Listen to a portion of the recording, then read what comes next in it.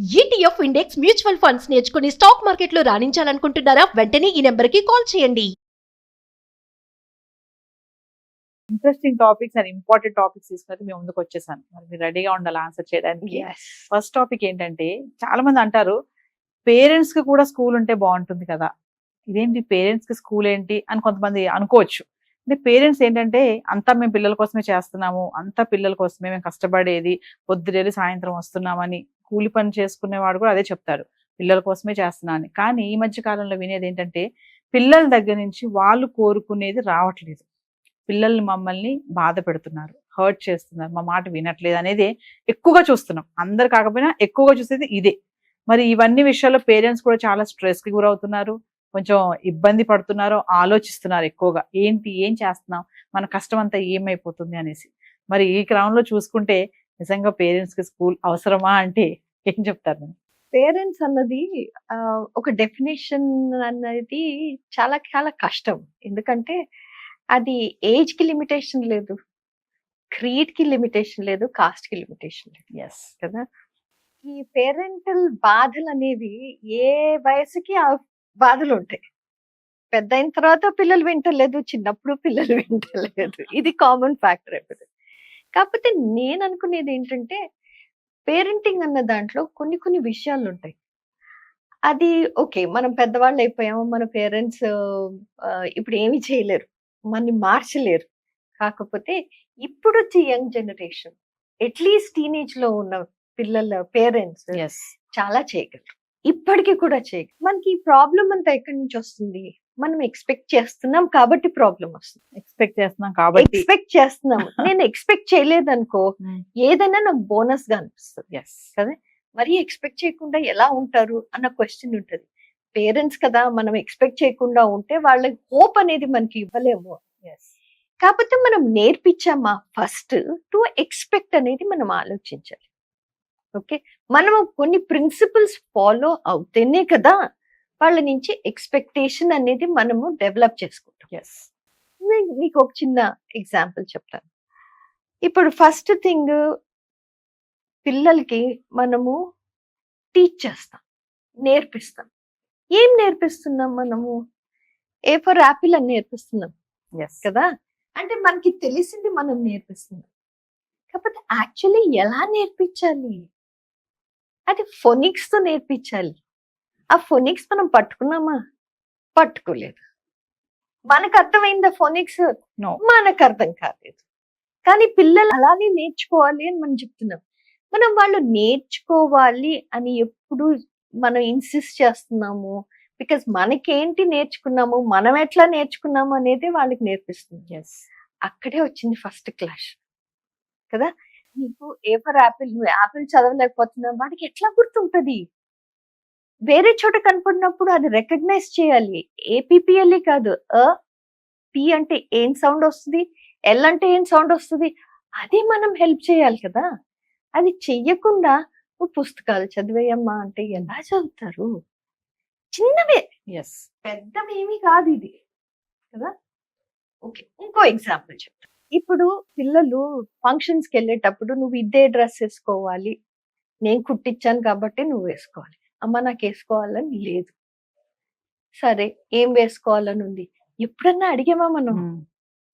లేదు, నేను చెప్పాను కాబట్టి, నేను కుట్టించాను కాబట్టి, నేను ఇంత ధర పెట్టి కుట్టించాను కాబట్టి ఖచ్చితంగా డబ్బులన్నీ వేస్ట్ చేస్తావా? ఎగ్జాక్ట్, ఫైర్ అయ్యే పేరెంట్స్ ఎక్కువ ఉంటారు. Exactly right.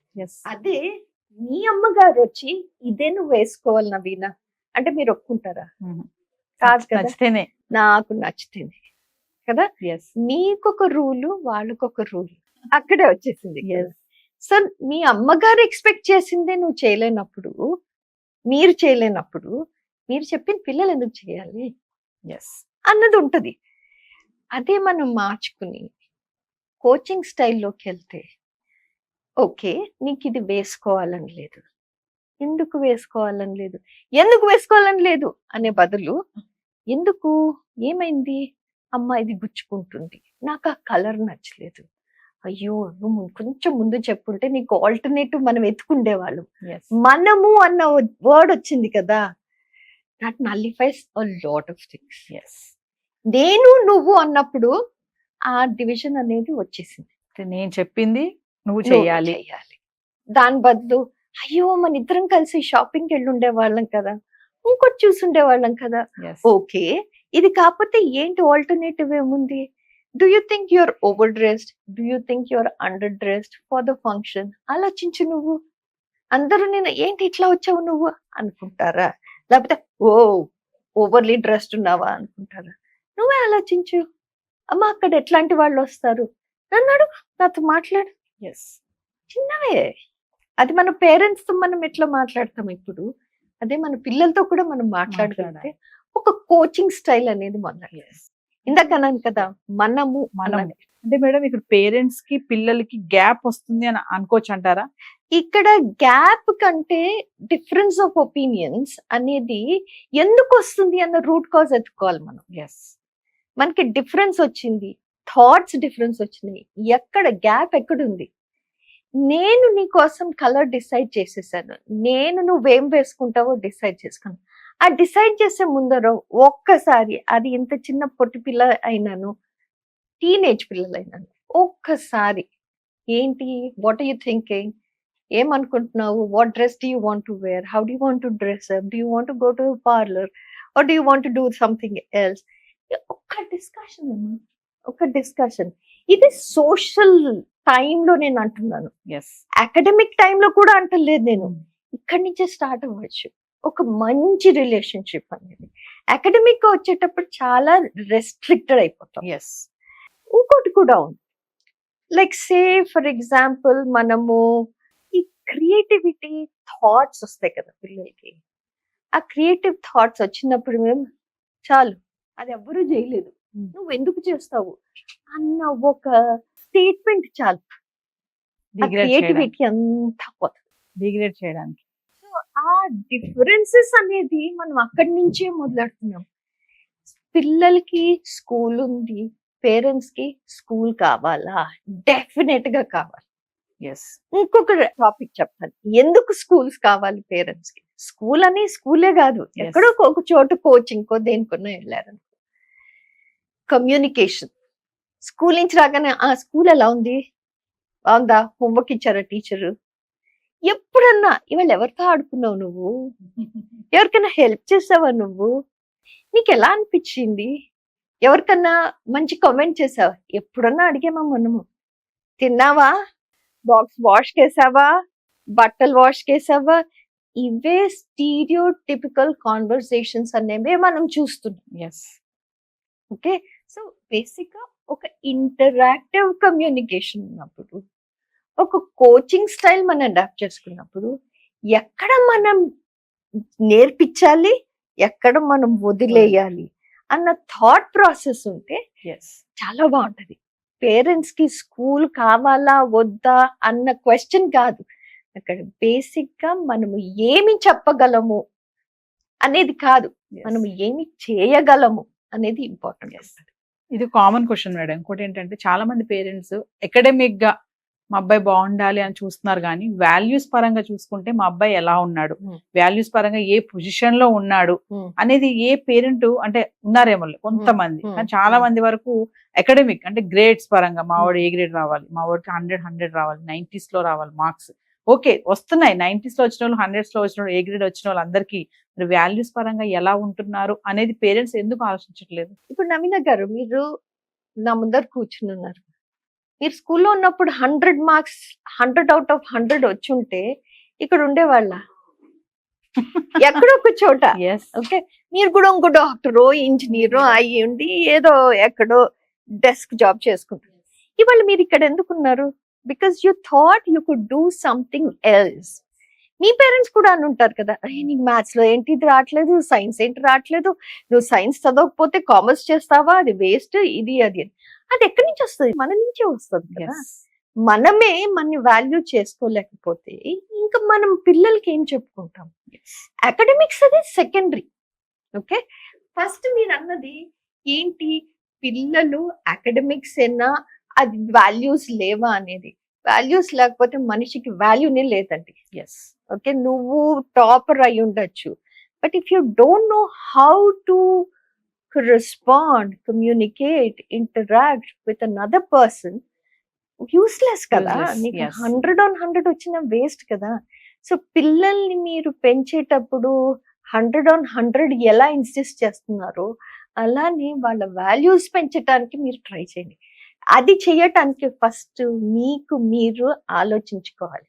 ఎస్, నాకు అకాడమిక్స్ 70, 80, 90 ఓకేనా, లేకపోతే 100 ఒక యూజ్లెస్ క్యారెక్టర్ కావాలా. ఎస్, తల ఎత్తుకుని నేనే గొప్ప అనుకున్నారు అనుకో, ఆ అంతే. పిల్లలు ముందుకు రానిచ్చారు. ఎస్, సో వాల్యూస్ అనేది చాలా ఇంపార్టెంట్. ఫస్ట్ స్టార్టింగ్ క్వశ్చన్ అడిగారే, పేరెంట్స్ కి స్కూల్ కావాలా, పేరెంట్స్ కి కోచింగ్ డెఫినెట్ గా కావాలి. అవసరం. చాలా మంది పిల్లల్ని తీసుకెళ్తారు కౌన్సిలింగ్ కి కానీ దేనికైనా, కానీ పేరెంట్స్ వెళ్ళాలి ఫస్ట్ ఆఫ్ ఆల్. ఎందుకంటే డెఫినెట్ గా వాళ్ళు నేర్చుకుంటేనే కదా పిల్లలకి నేర్పించేది.